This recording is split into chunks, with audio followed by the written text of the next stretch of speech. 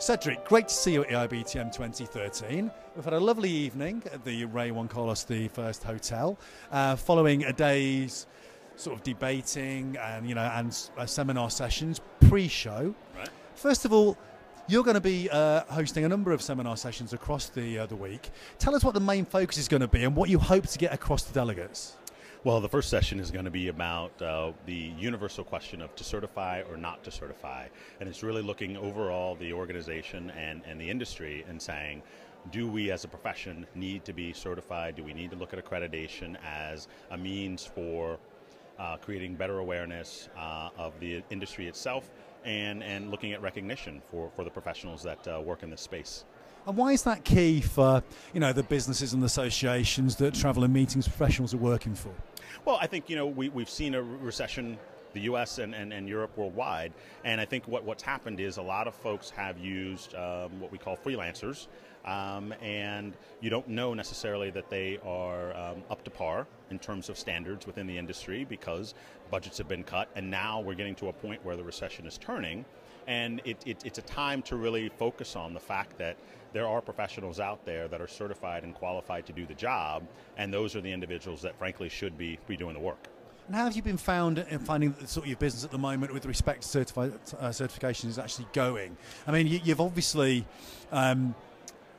you're trying to galvanise the industry to actually prove themselves and prove themselves as professionals. How's that been going so far, and how have the people who you've helped become certified, how's that affected their business? I think it's actually been very positive. We've had a number of organizations and individuals come to us and really try to understand what certification is about, specifically about the industry, the meetings and events industry. We ended up creating a guide to association and meetings event industry. And then really what that does is it lays out what the requirements are, what the information is that you need in order to be certified. For those folks, they're finding and they're seeing that in job descriptions, whether it be a CMP or a CMM or a CEM, that's in the job requirements of, this is a certification that is recommended or referred to be a candidate. And of course, it's not just a rubber stamp for businesses who are coming for, to use meetings organisers to sort out their, events and their association meetings or whatever. What it also is a development tool, isn't it, for those professionals in the industry? So, tell us about that. Well, I mean, I think everything is about the continuing education piece of it. And if you're developing your skills over time, because things do change within the landscape of a profession, if you're developing your skills over time, then you're going to be better prepared to do what's right, do what's sound business-wise for the organization that you're planning meetings for. So it's kind of double-edged, really, isn't it? It's proving and creating a platform for the clients that the industry serves, but also serving to develop the skills that are currently, existing within the industry overall. So yeah, basically they should not really be a loser there, should they? No, I mean, I think it's a win-win situation for all involved, the industry itself, the profession, and then actually when you start to look at government involvement and not so much rubber stamping but support, that's just a lot of governments, the British government as well, is looking at the continuing education piece, the professional development, in order to make sure that the individuals, creating these events, supporting these events, are qualified, frankly, to do so.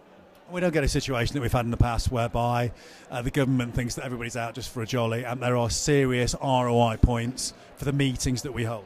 Oh, absolutely, and I think we've seen that in the industry, and what I have said is that not that certification is the end-all be-all, but that it does allow individuals to self-police themselves as well as their colleagues. But then you look at some of the situations that have occurred in, just say, the U.S., specifically where, a couple of individuals have affected the entire industry, where governments, or the government, U.S. government, has cut their spending in terms of conferences probably in half, where you're talking about millions, potentially billions of dollars that are lost in an industry for, frankly, what two people did. And that's where the industry itself has to really take a hard look at what they do in terms of standardization and accreditation, and make sure that there are proper ramifications that occur if issues or mistakes like this do come up.